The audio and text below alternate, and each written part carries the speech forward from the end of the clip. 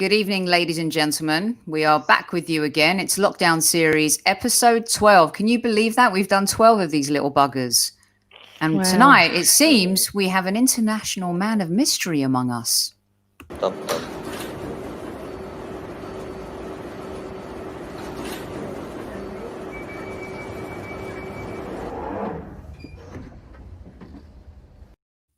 Welcome back to the show, everybody. It has been quite a last few days. We're keeping it busy here with another episode of our Lockdown series. Joining us this evening is Miss Princess Gooner herself. Amanda, welcome back to the show. Hello. Good evening. Very Crown-like. Are you watching that on Netflix right now? Yep. Love it.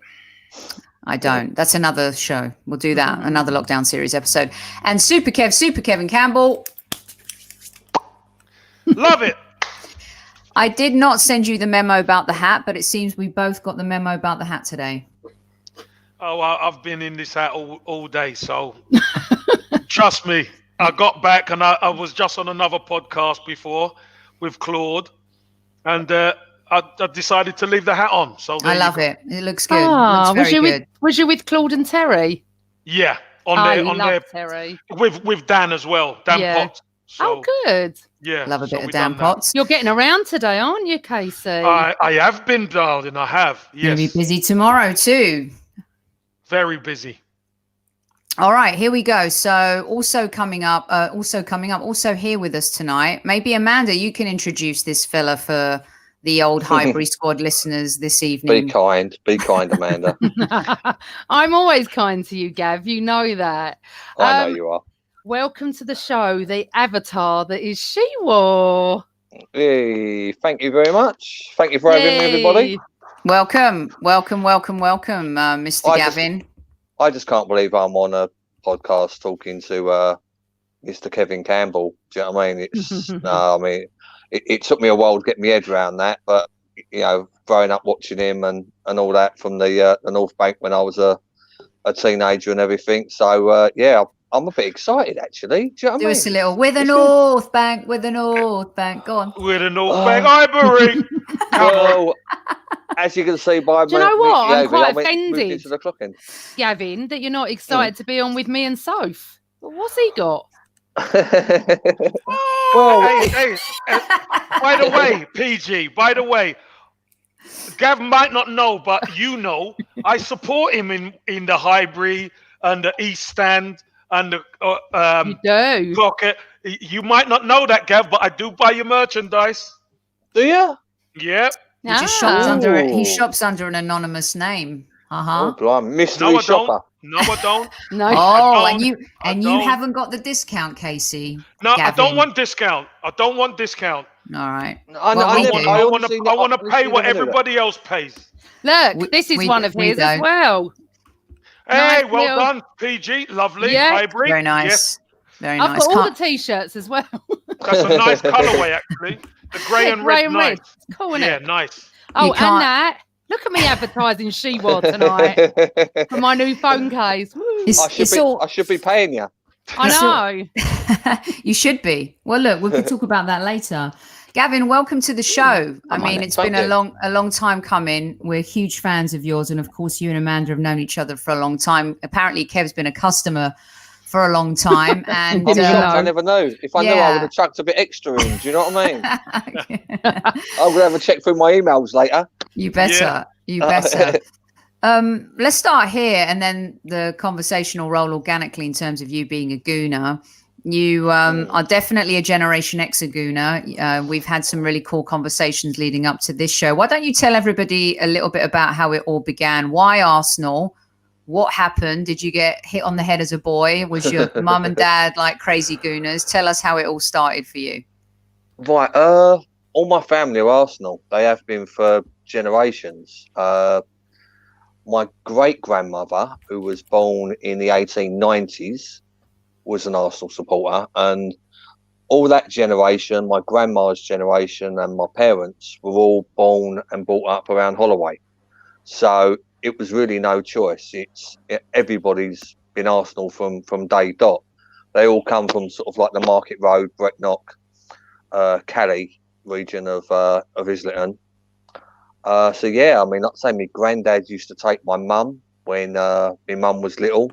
My granddad went games with his dad and his uncles before World War II broke out. So Hmm. yeah, it's like I say. I mean, our family's literally been following Arsenal.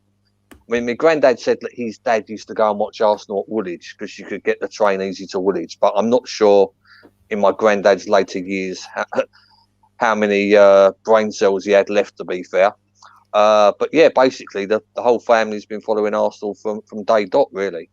So your granddad, would he have stood in the 19 when they built the Art Deco stand in 36? Was Yeah, he? yeah. Yeah. My granddad and their family used to stand in the corner between the clock end and the east stand. That was their sort of little spot in the corner, where Mm. eventually that jumbotron and the police Hmm. box went. But that's where they all used to sort of meet on a Saturday, and then they used to well, I think they basically just spent the whole afternoon drinking. To be fair, uh, it was one of those. That's what blokes in Islington did back then. They all went to the football, and yeah, it just sort of carried on really. So talk us through who took you to your first game. Your grandparents then? No, I did. Basically, I'm about the only person in my family that wasn't born in Islington. Everyone else was born in Islington, but because my dad was quite a decent footballer, we ended up moving out to Ilford, and he played for Ilford Well, we played for Ilford Football Club and Ilford Council. But my dad did get offered terms at Leighton Orient when later on we were a second tier team. And he played for them in a friendly and scored from the halfway line, believe it or not, as a left back. And but the money playing for Islington Football Club and Islington Council was more money than it would be playing for Leighton Orient. So my dad went for the money. My mum and dad split up. My grandma and granddad who moved out this way as well. My granddad worked every Saturday. He was a very hard working man, my granddad.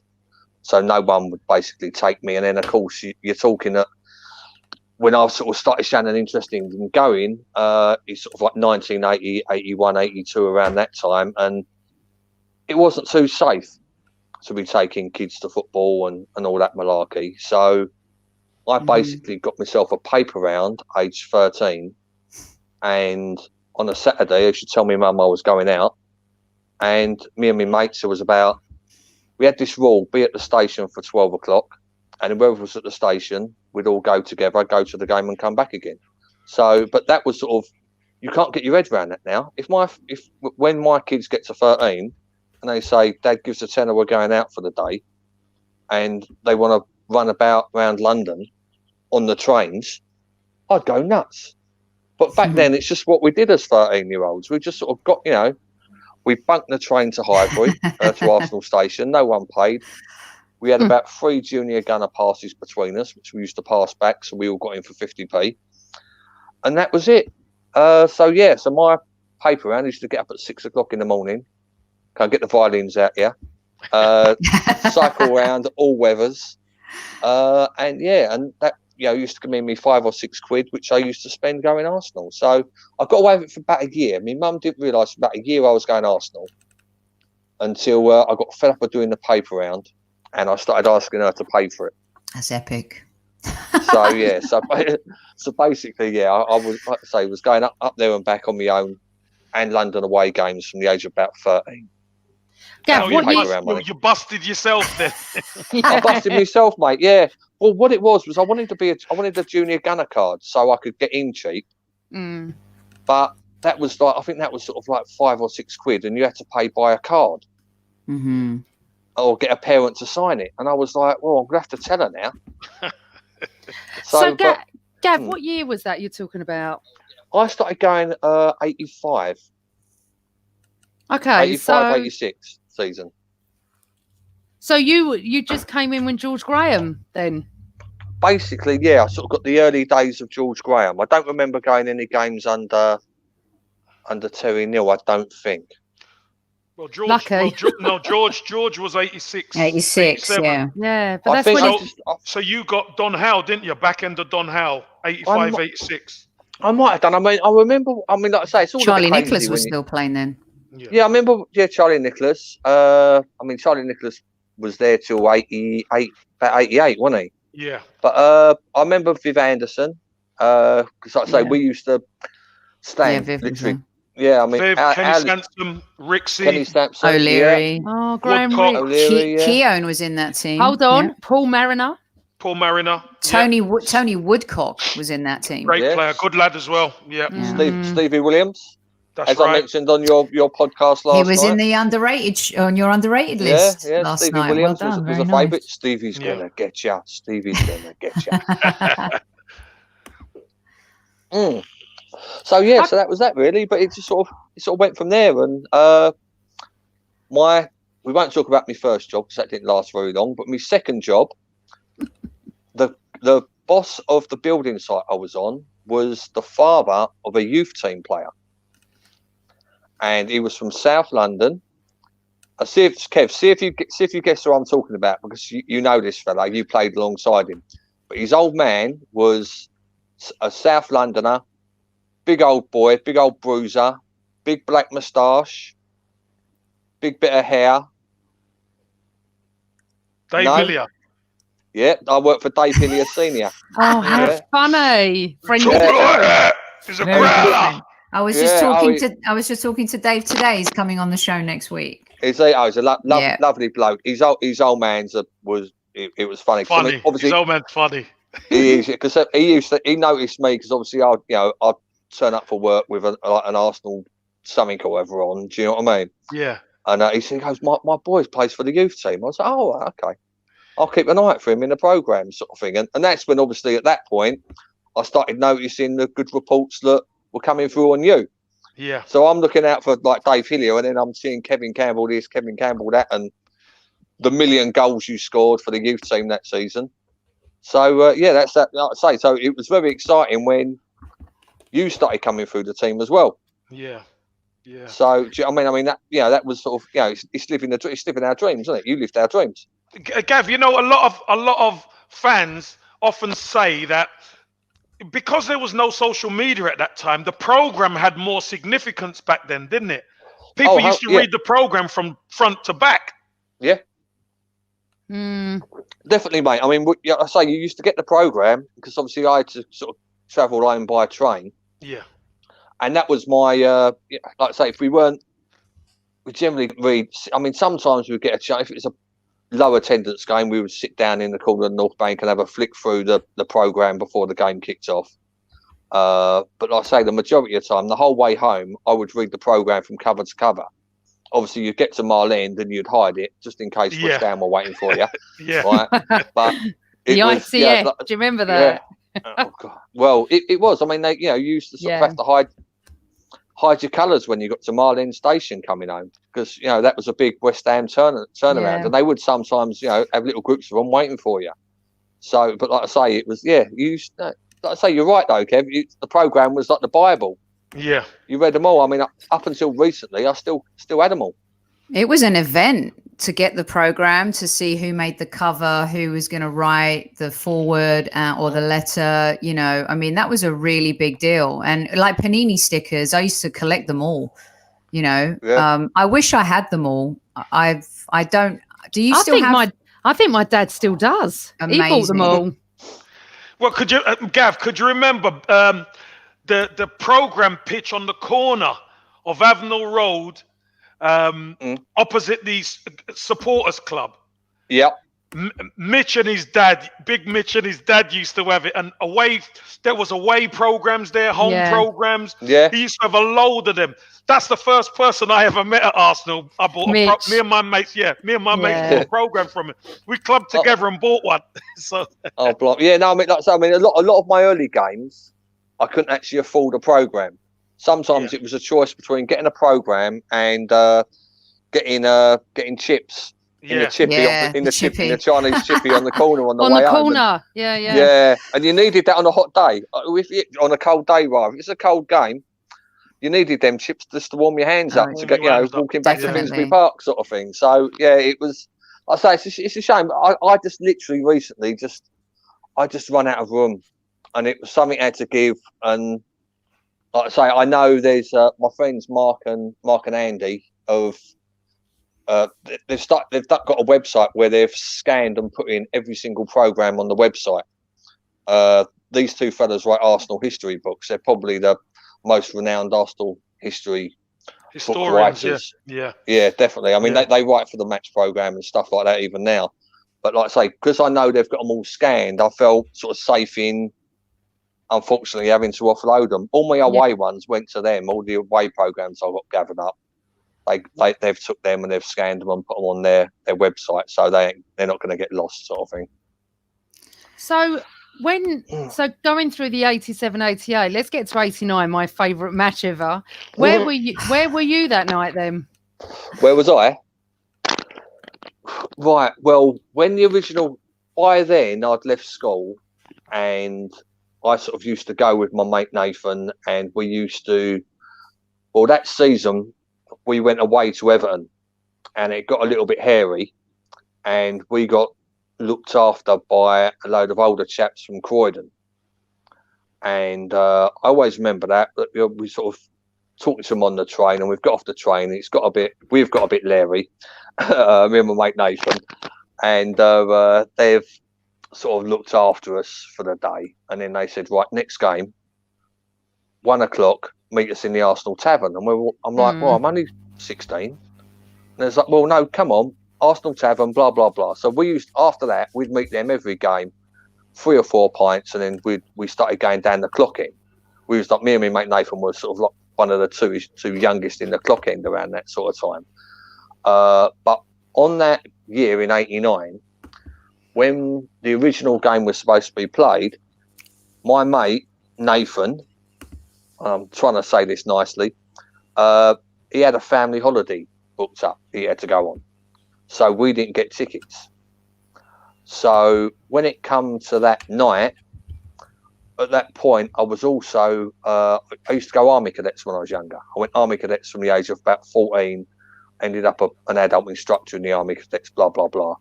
And I thought we'd blown it, especially after the 2 games before that. And then with Liverpool hammering West Ham. So I went away with Army Cadets. So I went away on the Friday about 7 o'clock, and I lived in a field for the weekend. Seriously, I just thought we'd blown it. I mean, I never thought it was a kid. I mean, if you think by now I'm 16, 17, and the only thing I can remember us winning was the League Cup. I never thought I'd see Arsenal win the league. Do you know what I mean? It felt like, so I thought we'd blown it. So I set the video. I went away for the weekend. I got dropped off about 2 miles from my house on the Sunday afternoon, and covered in cow and sheep shit, dressed up like a little boy soldier. You can imagine, cam cream on the works. Do you know what I mean? I managed to walk 2 miles through my estate to my house, and I sat down, and my mum went, I've got your Sunday dinner on. So my mum used to give me my Sunday dinner.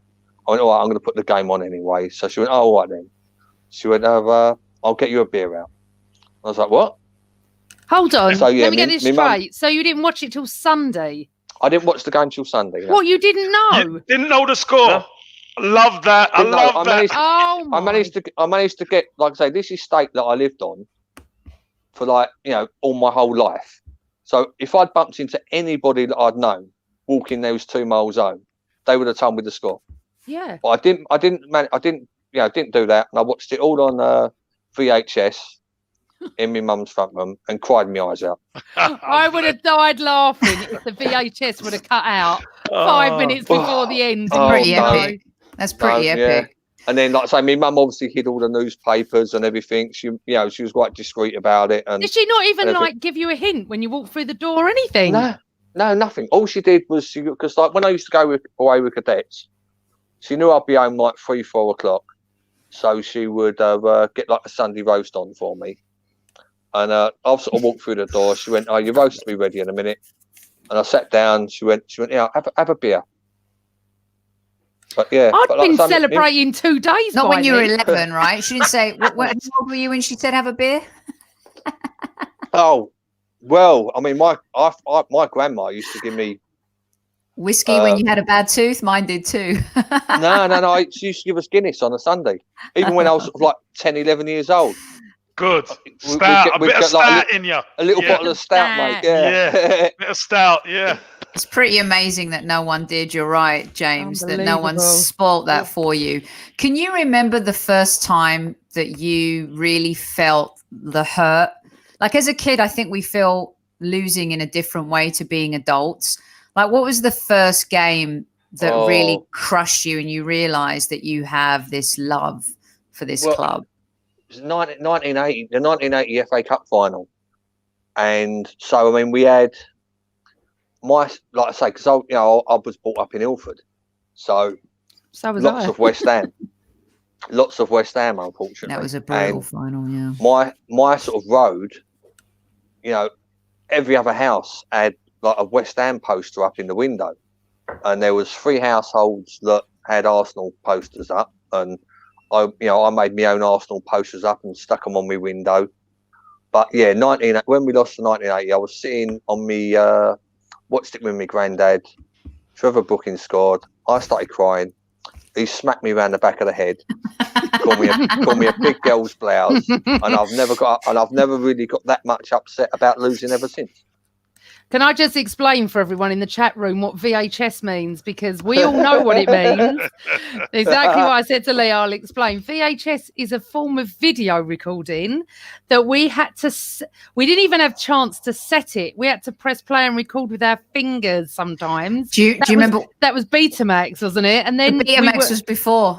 We were able to get a remote control at the telly like this and have to set it, and then it went VHS to DVD, so that's how you can sort of understand that VHS were videotapes. Do you remember though when they introduced the timer on the VHS recorders, and you could actually set the timer? Yeah, you didn't have to come down and press stop. Yeah. Honestly, kids do not know they're born with what they've got today. Next week on the phones.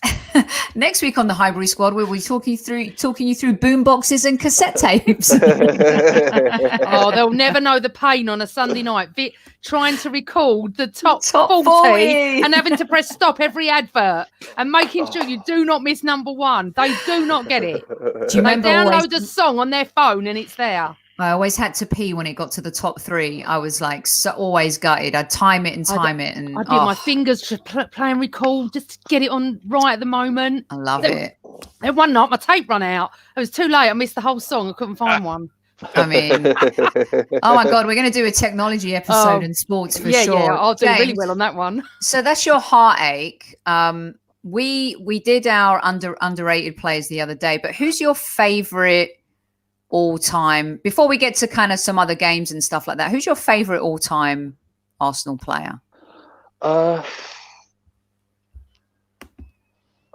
It's a hard one, because I mean not one. It's really hard. I mean, as a kid I wanted to be Paul Merson. Do you know what I mean? Paul Merson was, I mean, I loved all the boys coming through in that era. Do you know what I mean? I'm super excited about Super Kev. And obviously excited about David Hillier because he used to work with his old man, and obviously loved Tony Adams to death. But I don't know, there's just something about Merson that I just sort of liked as a kid. I liked the way he played and carried himself, and I mean, I think the funniest one was we got a corner, and Merson's took the corner, and it's gone out for a corner at the other side, so he's run over. And he's took the corner from the other side, and then it's gone out the other side. So he's run back, and he's looking at us, and we're all laughing. And he's like, put his hands up as if to say, "I'm knackered, just like running backwards and forwards to take these bloody corners," sort of thing. Do you know what I mean? But no, and then obviously you go into sort of Dennis Bergkamp was an absolute genius. I love Vieira, love Petit, loved Henry, obviously Ian Wright. There's just too many. Unfortunately, there's not been that many since we moved to the Bowl. To be I think fair. what we should do, actually, because people really struggle when they ask what your number one player is. Maybe we should do our first 11 of favourite players, because Tony Adams will always be in it. But then you've got Bergkamp, and then you've got Omri and Wrighty and him. And, there's always players that you want in it. I could never tell you one. Never. No. I wouldn't be in your team, PG. You would. You'd be in the reserves, babe. I'd bring you on. Thank you. You'd be on the sub bench. Super sub. Yeah. Super sub, Super Kev. So it's hard to pick your favorite player, but we know your biggest heartache. It was West Ham 80. What's the best game you never went to? So if you couldn't be there, but it was a great game, and then we'll get to the best game you ever went to. But like for me, I think for different reasons, the best game I never went to because I was working at the time was the 2014 FA Cup final, and the fact that we had won a trophy, the first time we'd won it since the 2005 against United. That was like the greatest game I'd never been to, because the relief of it all was just like, oh my God, it's like everyone stuck a pin in us and all the air came out. What's your greatest game you never went to?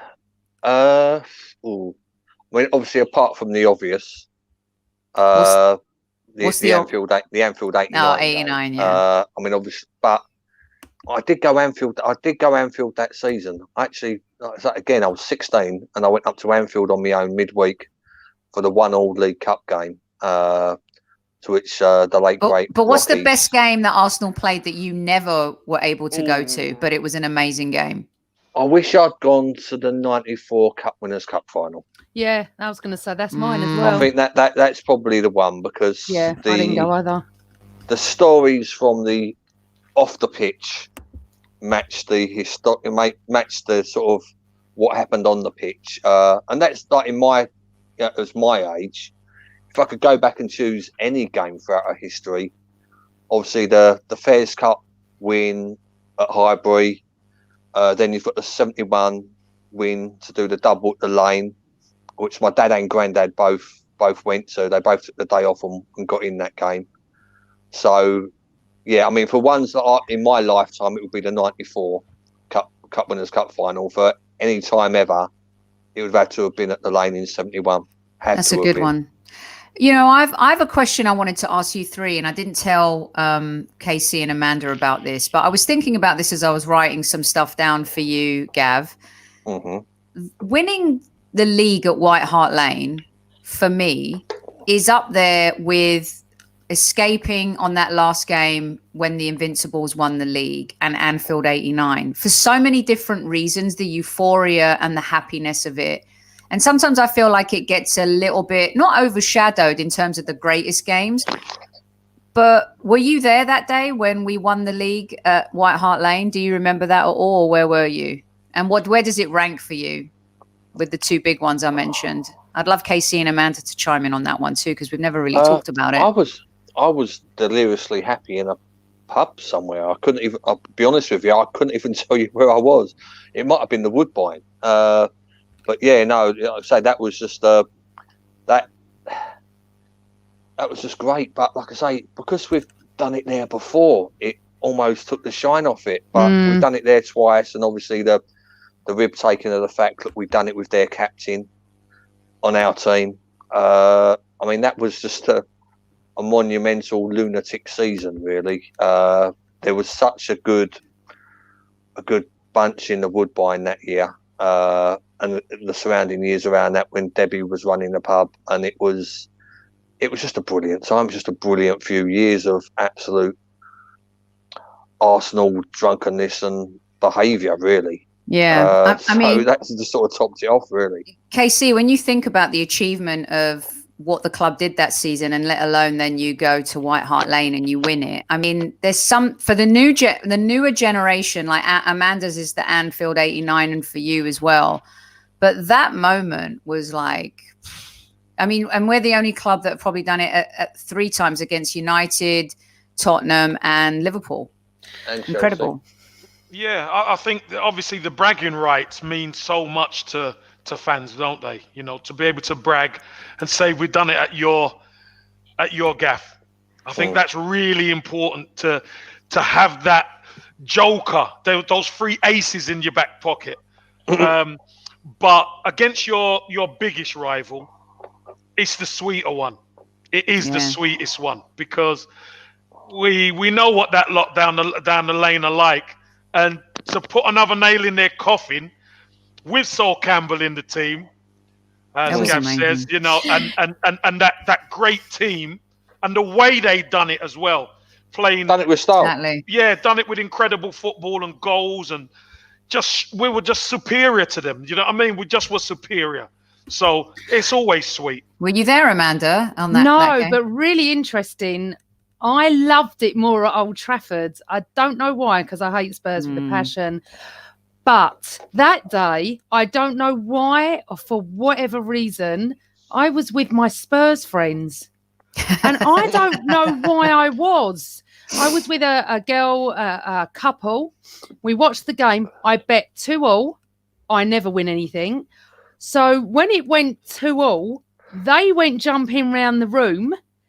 And I went, you do realise we've still won, don't you? When what? Exactly what Omri did with, what's his name, on the pitch. And I just sat there and went like into shock, to be honest, because we've won it 71, 2004. We've won it more times than they've won it at the Lane. It's just, it's just so Spurs. And let them get on with whatever progress they're doing now, but they don't win the league. I think Pramod's kind of capturing what you're saying, PG. They were so good at the time, weren't they? They were so good, and I love the fact that Omri did what Omri did, and the fact that Sol Campbell when it's at the Lane, and I wasn't there. I could not get a ticket for love nor money, and to be honest, I probably would have been a bit nervous going, because I've been to Spurs at least 30 times in my life. And I've said since the last time 3 years ago when I went and I was involved in trouble, I was scared for my life and I vowed never to go back. The only way I'll go back is if I'm with my Spurs friends in the Spurs end. And to be honest, I don't want to do that. I did that when I was a teenager. But no, I don't want. I think I'd have been very nervous, because coming out of Spurs, let me tell you, is just, there's one way out. The Emirates is completely different. They don't have any trouble at the Emirates, but coming out of Spurs, and I know quite a few high people up there, and I was in the middle of it.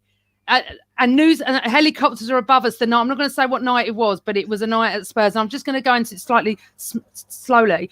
They didn't believe what they were reading in the press, but I said, then you ring me, because I was in it. I was at the front of the bloody line. I was involved, you know, like I was trying to get out of everything, and they were horrified what I went through. And I said, you sometimes should believe what you are hearing. But so I would have been nervous going that day, especially winning it there, and especially with Sol Campbell in the team. Oh, my life. But I still, as much as I hate Spurs, and I had this conversation with someone yesterday about rivalry, when Wiltord scored that goal at Old Trafford, I went more mental than when we won it with the Invincibles. I don't know why, but I went through the roof. Because Man United are better than Spurs. They were at that time. And they were our rivals, football rivals, not rivalry, but football rivals. And to go to Old Trafford and beat them, we often went to Spurs and beat them, you know. So Spurs is just funny. It's just funny. They didn't beat us. They didn't beat us for about 9 years. Who, Spurs? I think, I think they didn't beat us for about 9 years on the trot, and it was sort of at the point where there was no sort of edge on the fact that we thought we was going to go into that game and lose. Whereas going up to Old Trafford, there's always a chance that we're going to get completely stuffed up there. So it was. I think that's why really there's the difference, because Tottenham, we were so much better than Tottenham. Yeah. For a decade, for about 9-10 years, we absolutely trounced them every time we played them. Every now and then they'd get a draw out of us, but we absolutely trounced all over them for about 9-10 years. So it wasn't much of a shock. Look, we went up there and we only needed a draw, and we got the draw.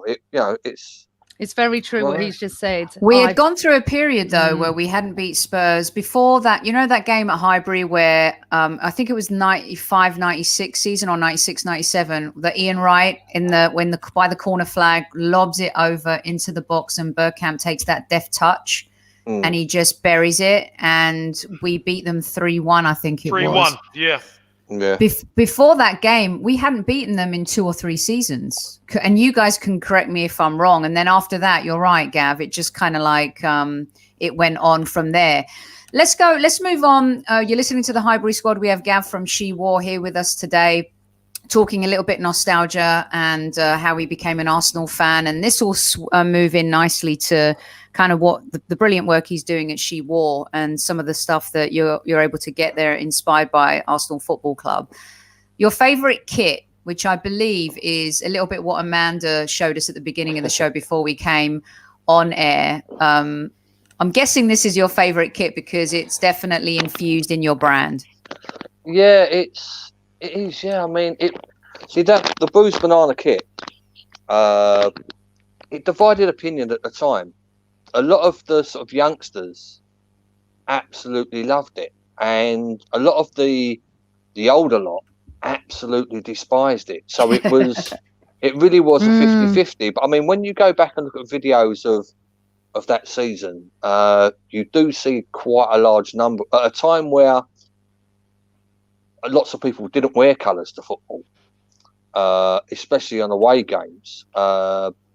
You do see quite a lot of the bruised banana kits in the terraces. So yeah, the bruised banana kit absolutely loved it. I wore mine to death. I think I used to wear it down the pub, and I used to wear it to work all day before I went to a game that night or whatever. It was just an iconic difference. And as much as Adidas are trying to replicate that buzz about that kit, and they just keep failing. They keep overdoing it a little bit. Do you know what I mean? They would love to pull out another bruised banana kit, but they're just not getting it right, unfortunately, Adidas. Can I just say, Gav, though, just before we get into the She War shop and everything, didn't we do a pod years ago, or have I got that wrong? Have we never done a pod together? We have, yeah. I didn't get a word in edgeways. You're such a liar. That's about right. Casey, That's about right. I've got your back, Kev. I've got your back tonight, Kev, mate. Nice Don't one, worry. Gav. You're going to nice regret one, this, Gav. So what pod was it? What one?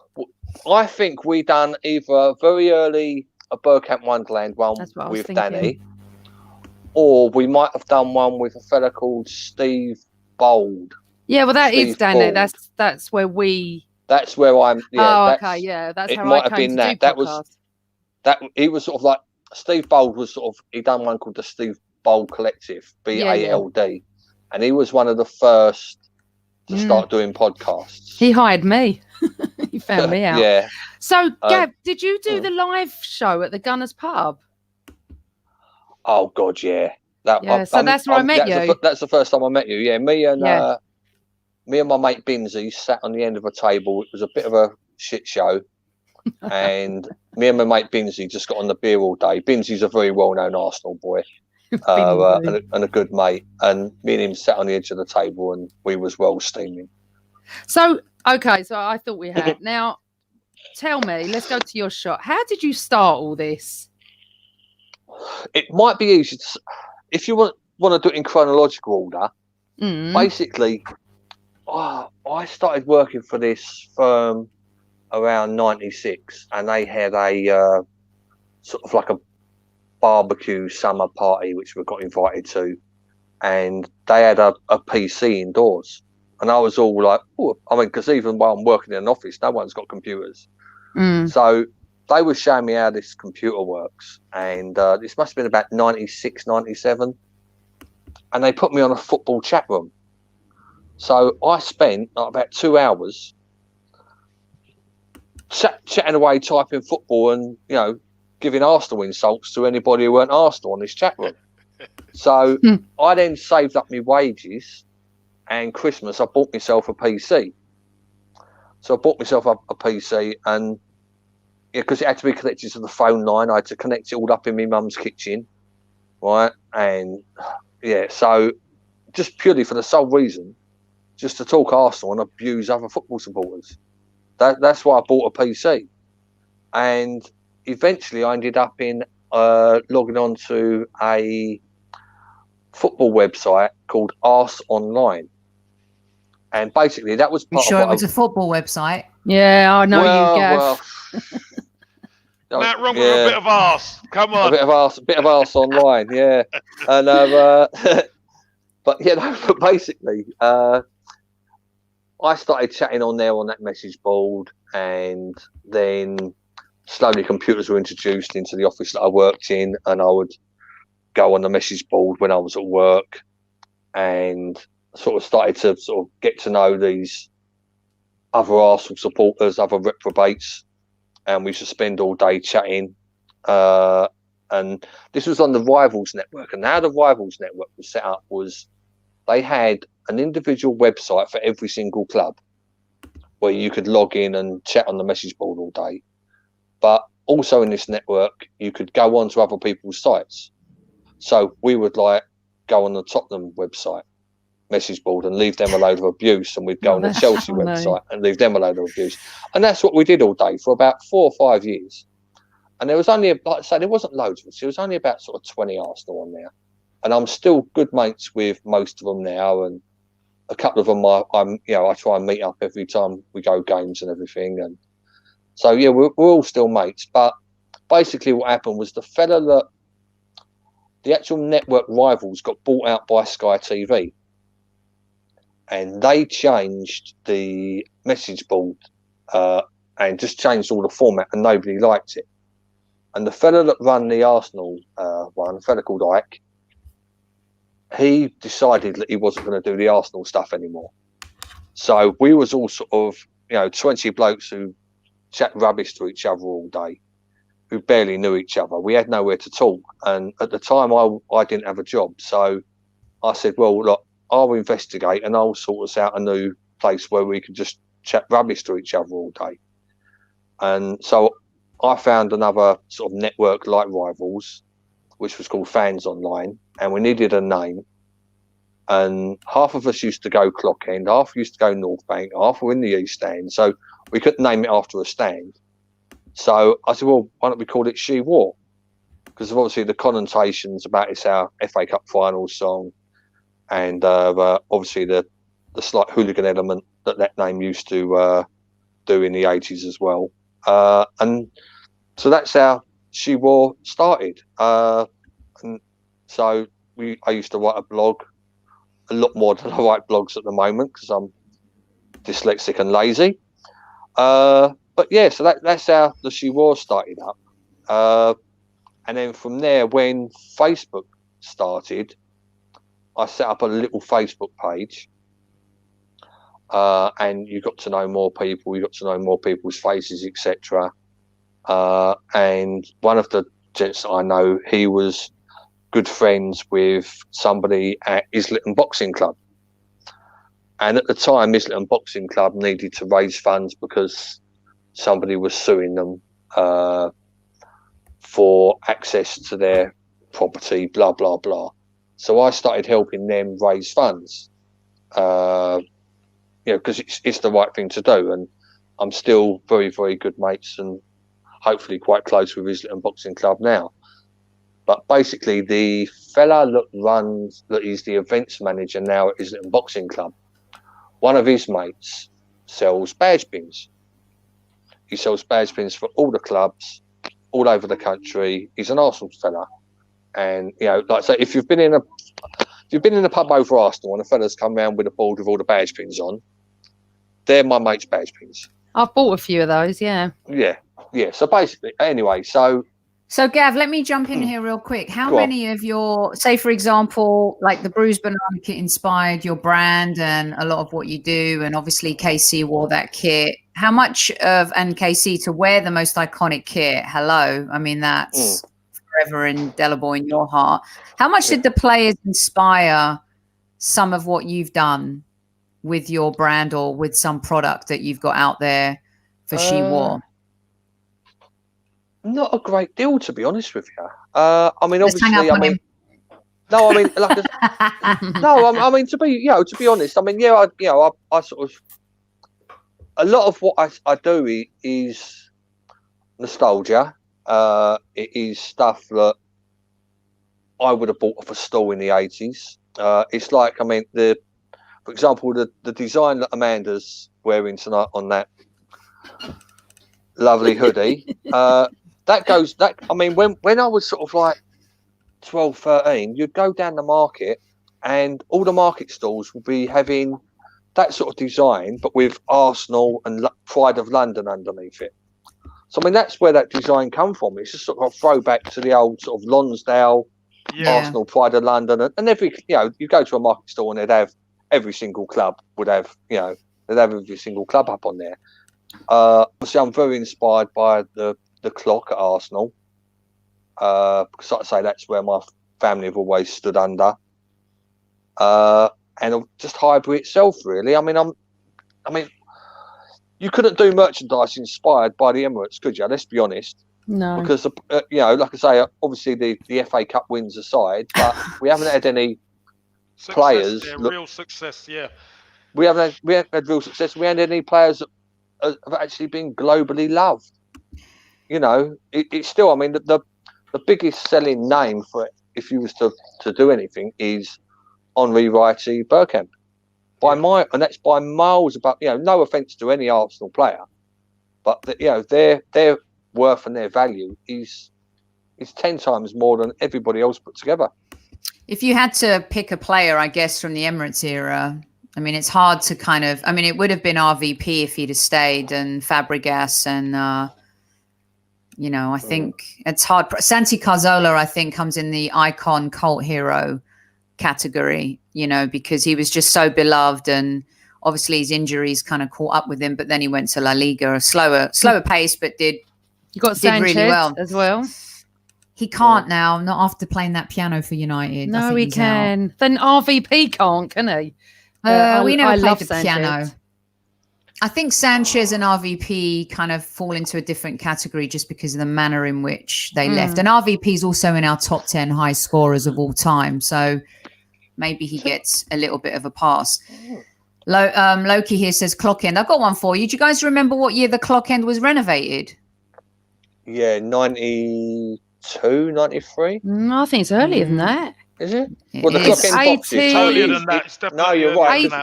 It's earlier. You're right. Wasn't anyone in chat can tell us before someone in the show tells us the year? Hold on, no, because I think it's mid-80s. No, it weren't mid-80s, because the game that was unveiled was we played Tottenham and we beat Tottenham 2-0, and George Graham and Terry Venables unveiled the clock on it. So it must have been 80, 88, 89. It's around there. That's the most iconic year for Arsenal is 89. It was in 89. Yeah. So I know we beat Tottenham 2-0 its first game. Do you remember going there at that time, Amanda? Obviously, KC. It was weird. It was when all, obviously a lot had happened in football, the whole standing thing, but also, just seeing some stadiums like that. Now that stadiums are empty, you go back to kind of thinking about those times where complete stands were empty when clubs were renovating stuff. Well, the funniest one was the North Bank when they put the mural up. Yeah. I sat on the east stand at the North Bank side, if you know what I mean. So it was so strange having painted faces there. But what can you do? They're renovating. It was interesting. Always interesting. Do you remember the Stamford Bridge? How awful that used to be back in the day, where they literally had the car park behind the goals. Was it the shed? It wasn't the shed end. It was an absolute shithole. It was. It was. Which brings me on to, and I want you both to answer this. All of you to answer this. We talked about it inside the dressing room with Mickey Gray. But your best and worst away stadiums. Go on, Gav. Right. The game that I used to look forward to the most going away to was Upton Park. You knew exactly what you was getting at Upton Park. You knew there was going to be abuse. You knew the old Bill were going to land you at some point as well. You knew the atmosphere was going to be absolutely blinding. And I'd say it was the away game. It's the away ground that I've been to the most. used to never miss going West Ham away. And it was. I mean, I've obviously got a few West Ham mates. They're all season tickets over there bowling in Stratford, and I told them, I told them when they was leaving Upton Park, you're going to regret this, and they do. Half my mates absolutely despise going over West Ham. They still bloody turn up just because they like a moan. They're like us when it comes to moaning.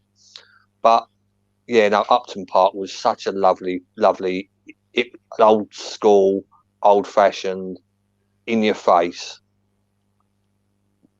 day out. It was lovely. The worst, and again, I've been there a couple of times, but I've really got good memories of it, even though it was a complete shithole. The old Dell at Southampton, and you had I've never been there. You had to walk down the stairs. Oh no, I didn't. Oh, don't in the corner. Do you see? I mean, like I say, the away section there was so skinny. Yeah. And you couldn't move. There's rivers of piss running down the terrace, right, where people just used to have a wee where they're standing because you couldn't get anywhere near the toilets, right? But again, like I say, I was there when the Rocky Righty game, when we won 4-1 and Rocky got 1 and Righty got 3. Yeah. And do you know what I mean? But I mean, I've got such fond memories of going there. I think one game I was so stoned I don't remember what happened, but it was that's another story. That we all turned up in our bruised banana kits after sitting in my mate's Barry's right here. Down from London. Yeah, it was. And we all got stoned. Your Capri.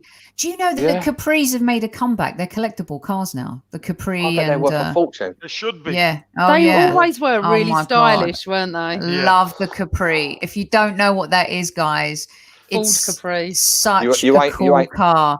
I don't think you've lived unless you've spent a whole afternoon getting stoned in a Capri going Southampton and back. I don't think you've lived. What was the best? What was the? I mean, Plough Lane has come up. Fulham's come up as one of the best. Selhurst Park. Newman saying he wouldn't take his dog for a walk on the pitch. Selhurst Park back in the day was rough, man. Still is. Chris, it is. It's about the old den.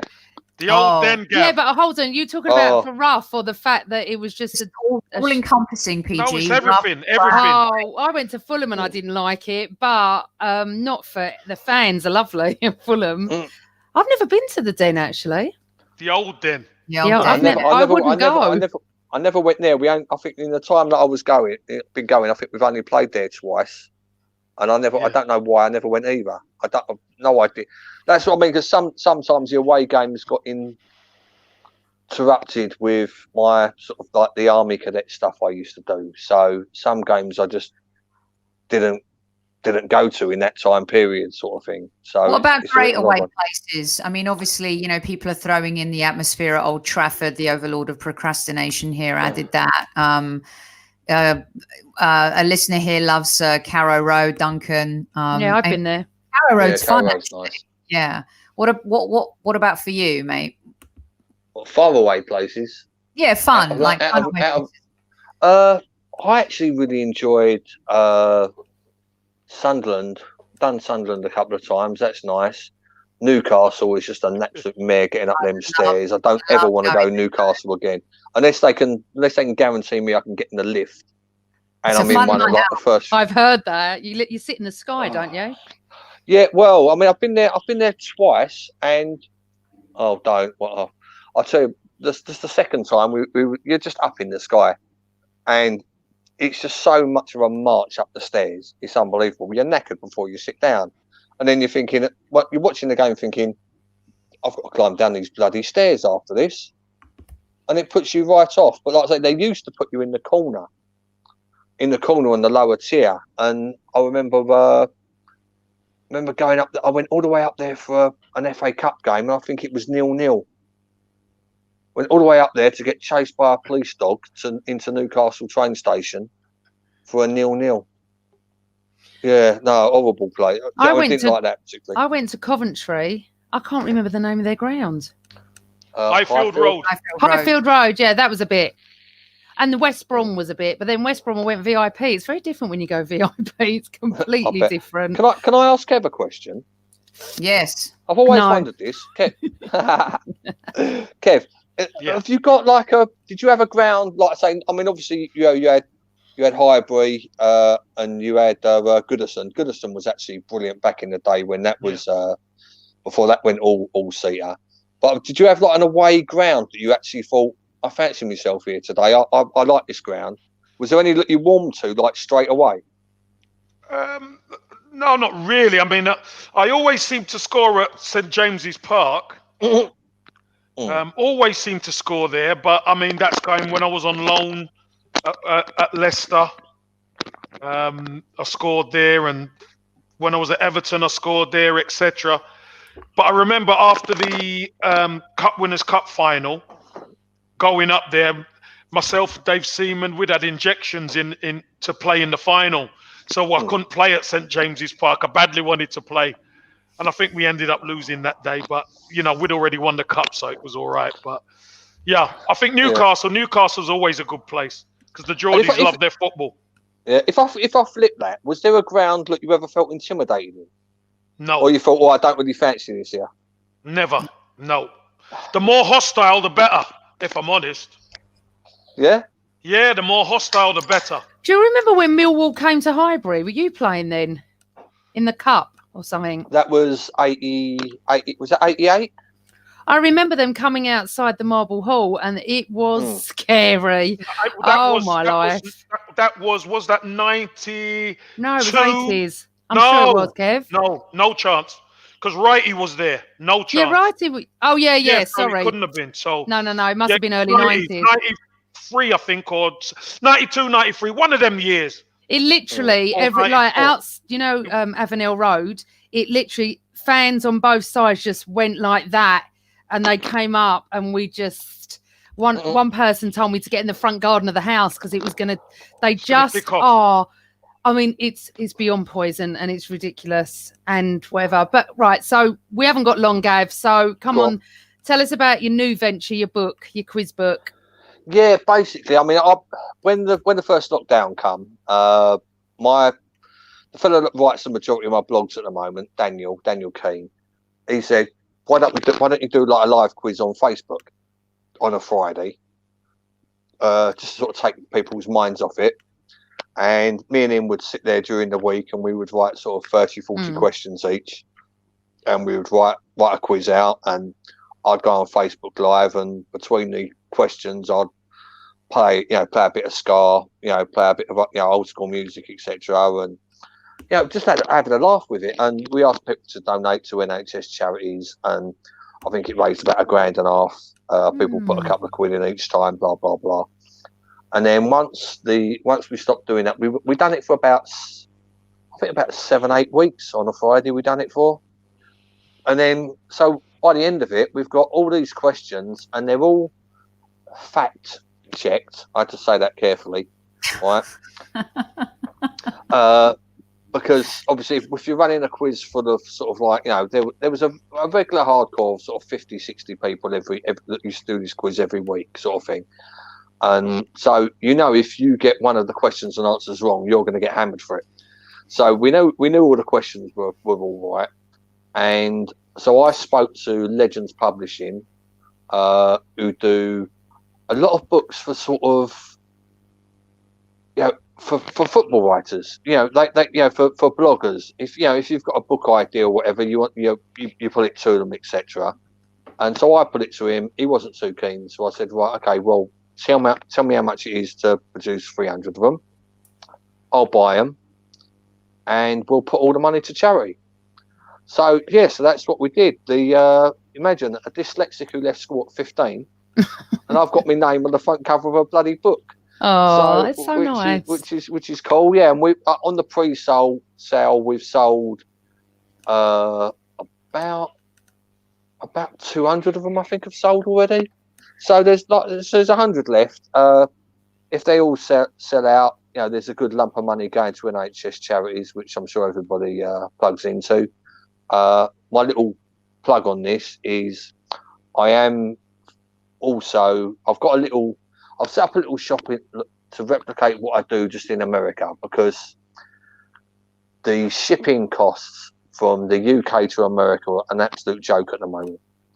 So I'm slowly replicating what I do in the UK with my partners in America, who are both mad Arsenal supporters. They're part of the golf Arsenal supporters club down there in the Florida Keys sort of area.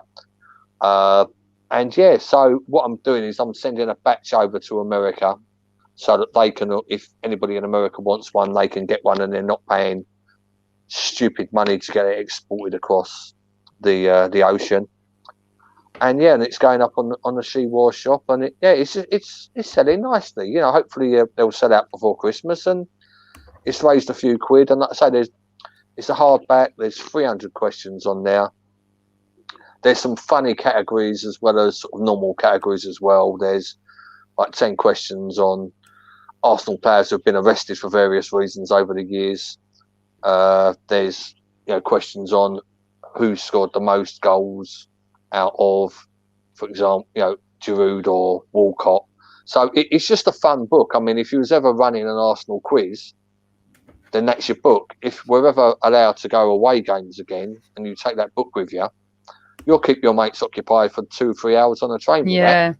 Do you know what I mean? It's just the ideal little... And again, I mean, I'd sort of... One of the fellas that was regular on there was an American lad, and every Friday he was on there, and he'd message me in the week, and we'd become mates just purely over this quiz. And he goes, the amount of stuff he's learning about the club and the amount of information and knowledge he's soaking up by doing these quizzes. I mean, he used to get his ass kicked on the quiz. He was getting sort of like, 1s out of 10s every round. Do you know what I mean? But he said he's learnt so much about the history of Arsenal and the history of Islington, and players from sort of like going on from the 30s, 40s, 50s, 60s. It's a bit of a learning thing at the same time, really. That's how I'm looking at it. It's just a fun way of learning facts about Arsenal. So where can people find the book?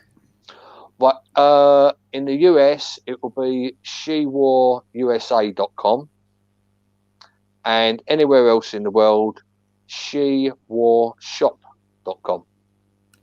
All right. Awesome. Okay, cool. So everyone's kind of in chat saying that they haven't seen Casey or Amanda this quiet for a while in a show. So I was thinking maybe what you could do is ask them a question from your book real quick before we go. And then I'll monitor the chat and see who answers it first, Casey, Amanda, or the chat group. Throw one quick one out there. How about that? I'm useless at stuff like this. Oh my God. I know, and I've got nothing prepared either. Okay, then don't worry about it. Don't worry about that then. Hold on, let me think. Well, let's give one away. Let's give one away. Let's give something away. What do you want to give away? Let's get the chat room to pipe up here and answer something real quick, because we're going to have to let you go in a minute. Okie dokie. Look, you're already selling a book. James has added the book to his cart now. He's asking if it's some people are asking if it's on YouTube. Maybe we can do a fun holiday quiz at some point. But what do you want to give away? Let's let the audience know. What do you want to give away? Well, should we do one book for the US? Yep. And then one book for the rest of the world. Okay. So I'm trying to think. I'll tell you what. You can put them out on Twitter as well. We can do the question on Twitter. But let's give one away for the chat, guys, because they deserve it, our chats. Let's give them a question, and we can then, depending on where in the world they are, we'll send them the book. How about that? Right, okay. If they can, this is what some people, anybody who knows me might actually know this. My favourite game at Highbury. If anybody can name my favourite game at Highbury. Now, I haven't mentioned the game in the pod tonight, but if they can mention the final game in Highbury, my favourite game at Highbury. How's they going to know that? Let's see what they do. You never know. They're quite smart. What do you think his favourite game at Highbury is? Well, I'm watching the chat. I would like to guess and give them a get and see if anyone gets it going. But I think I'm going to put it in our WhatsApp group. I can't Right, read someone has said Arsenal versus Liverpool. Someone's put Arsenal Everton. Which? Someone's Arsenal, put Everton, Tony the Adams final scoring the one. goal? Hold on. The final one, Everton when Adams scored. Wigan, the final game, winning the league in '98. Adams scored. Any of these, Gav? that. A lot of them go earlier. Go earlier. Earlier than those people. Check that. I think I got it right in our WhatsApp group.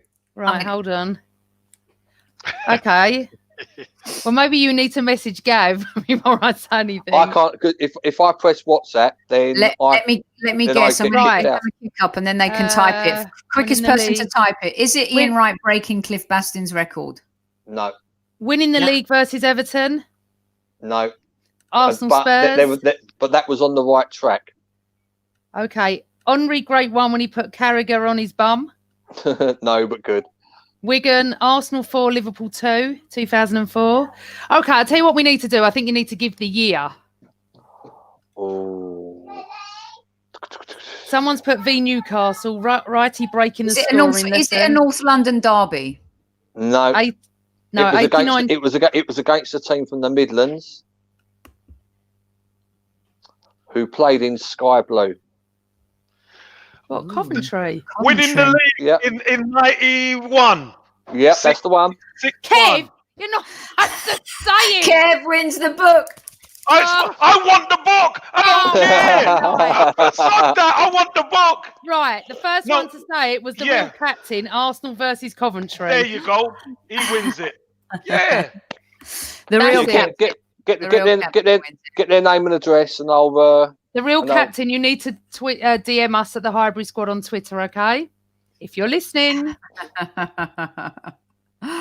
But seriously, I was KC first. deserves a Yes, book. the real captain. Yes, you were. Really, KC was first. I wanted the book. As you said, you don't want discounts or anything. You go and buy one. We're all I going to buy will one. buy one. I buy Gav's merchandise anyway. So So do I. keep your nose out. You haven't got one of those, though, have you? No, I don't want one of those because I Why? don't have an iPhone It 12. was a real thing. It's isn't not it? an iPhone, it's a Samsung. Bit like Oh, So I Coca-Cola. definitely don't want one then. Look, there's our I chat. didn't, Kev. I had no idea you was buying my stuff. Well, No, there you I've go. had no idea whatsoever. There you go. Know There your you go. customer, Gareth. Gavin, know your customer. Well, he knows Listen, me. it's been great having you. Our next question for the other book we're going to put out on Twitter, and we'll put it out when the link goes up for the replay of the show as well. So look out. We'll be giving another one up. And yeah, Lowski, put the beer down or put the cocktail down. You know, type your answer. Maybe next time you'll win. And yes, real captain, DM us and you will get your book. And maybe we can get it signed by someone. Who knows? We'll see. I'll sign it. Yeah, like I say, I don't think anybody wants my scribble on the inside of one of them books. I to would be fair. listen to both of you. I mean, there's a legend in the room. Oh, I know. And then there's You Kev. let Princess sign it, will you? For God's sake. I'll do Kev's signature. No, you signed it, Princess. You. I've got your signature up here, haven't I? That's on you. the t-shirt. You do. Yeah. Weirdly. You do. Oh God, that is too. Gooners girl. I will do Amanda Gooners girl. You mean Funny. Gooners girl? Got it all wrong Right. tonight. Oh, Listen. it's been really nice. Thank you for Quite having me. nice. No, Gav, top man. You've and got you to come some and do a lovely quiz stuff. with us as well. You Oh, got yeah. lovely stuff. She was shop. I keep buying stuff. If we do a quiz though, because you hate quizzes, we'll have to do it like a question of sport, Yeah. where we've got a I've couple got, of. like I say, I mean, captains and- I've got like a database of about 700 questions, and I only do. 300 of them went in the book. So it is possible that we can sort of have a giggle whilst doing it, and I can pull out some fun questions, and I'll put up a couple of questions with Kevin who he might not even know the answer, even though he's the answer, and stuff like that. That could be quite fun. I love those. Those are the best. Those are the best ones on a question of sport, where they've got the athlete pickle in a pickle, and they're the answer. It's always Well, classic. I think we should we get a team like our other halves or something, because there is a little bit of breaking news. Cole said he will come on the show. Finally. I know. Yay. Don't faint, Kev. And if we do a quiz, he's definitely on my team. Definitely No, on we're my not going to team. bring him on and put him on a quiz. Yeah, ringer. we are. They call that a Then he can ringer in go. sports. No, we need to speak to him. Yeah. Oh, yeah. We need to He'll only say find good out things what it's about like me. living with you. Oh, it's a dream every day. That's what he'll say. Well, It's a dream. we want to hear him say it, not you. Well, listen, Gav, you've been a superb guest, and thanks for sharing your stories with us. Yeah, Tell no, everyone I where they appreciate can find your stuff, because you also have an Arsenal shirt shop too. So tell everyone where they can find your stuff. Listen, guys, 'tis the holiday season. Whoop-de-woo, gifting. Oh, it is for you, isn't it? It's Thanksgiving Thursday. Well, Thanksgiving is Yeah, more about no, giving thanks. You don't buy Yeah. gifts, but you do for Oh. if you go to someone's house, you take something. But it's the holiday season. Get your orders in now. Miss those extra shipping costs, and get shopping, everyone. Yeah. Yeah, no, like I say, I mean, for the Americans, have a look on shewarusa.com first, and like I say, we're getting there where I'm replicating everything that I do on the UK store on the American store, but just simply because it just costs a fortune in shipping. It's the only reason, the only reason behind that at all. My main shop is shewarshop.com, and there's lovely little Christmas trees and Christmas cards and a few little other bits and pieces which go down well. And I'm so blessed. I'm so well backed by loads and loads of Arsenal supporters who just like what I put up and like what I produce. And I'm completely shocked and stunned that a little business which I started with our last 50 quid in the world, Oh. and now 7 years later we're a blinking limited company that has to pay VAT and shit like that. It's Don't pay it. Don't pay it. it's absolutely. I'm honest. I'm honestly blessed and stunned and humbled and grateful. And Gav, Gav, we don't only have American and English people that follow us. We have like people from India, Australia, places like that. So where is it best for them to order from? Africa. American or England? No, England. So it's best for them, yeah. It's I mean the USA shop's only really for Americans to have a look on first, because it will save them money in the postage costs. But things like your mobile phone case, if you want to give it a wave. Woohoo! The company Modelled that by me. And the modelled by sweatshirt. you. Stand up again. I can't be bothered. I'll just put this down. Scores on the Go, look. doors. It's so nice and warm. No, so I mean, the company that produced my mobile phones, for example, and the company that are doing all the Christmas decorations, they've actually got an office in Australia.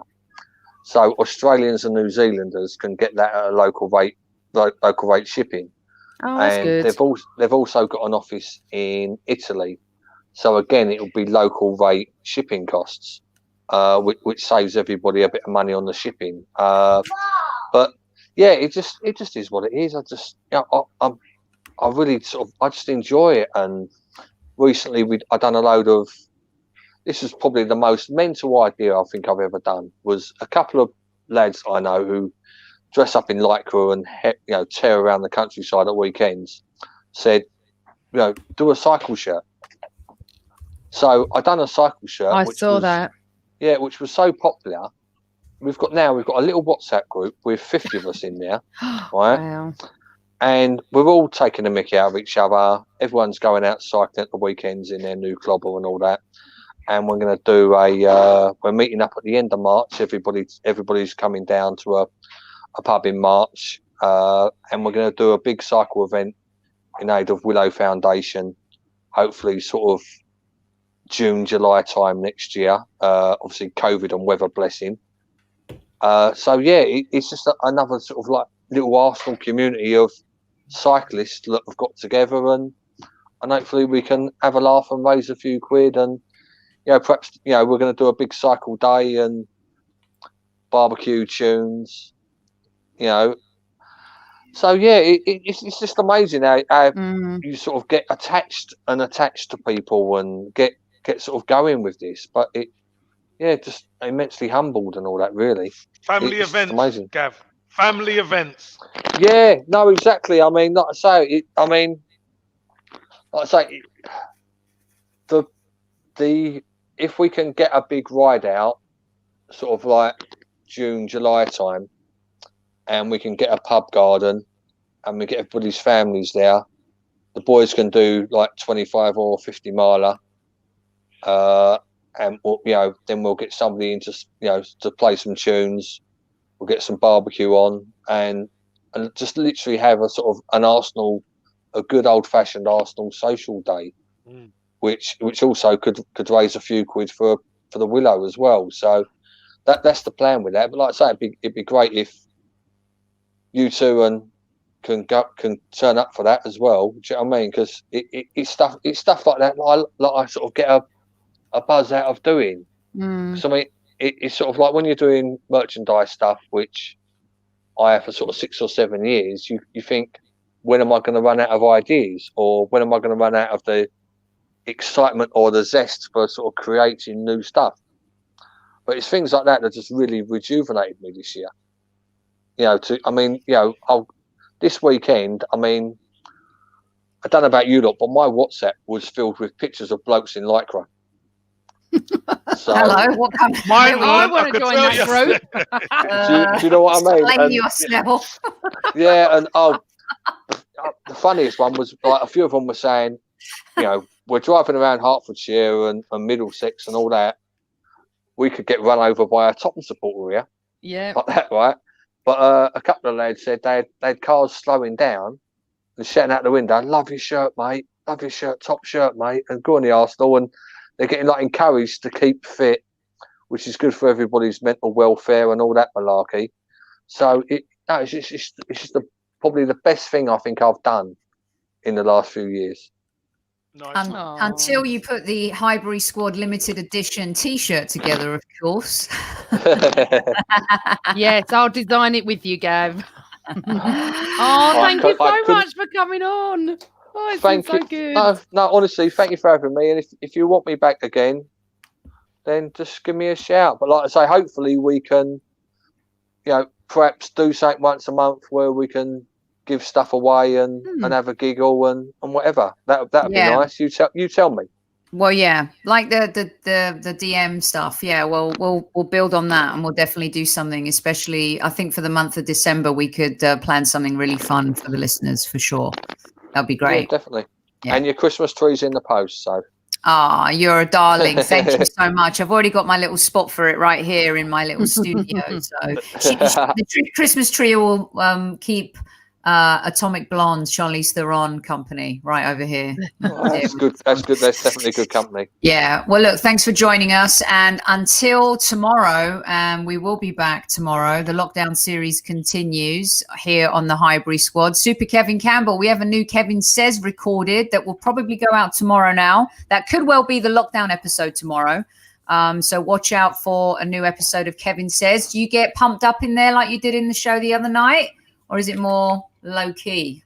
Haven't had a chance to watch it yet. No, well, watch it and see. All right. Okay, we'll watch it and see. Awesome. And until then, there's only one thing to say, Amanda. Always Arsenal.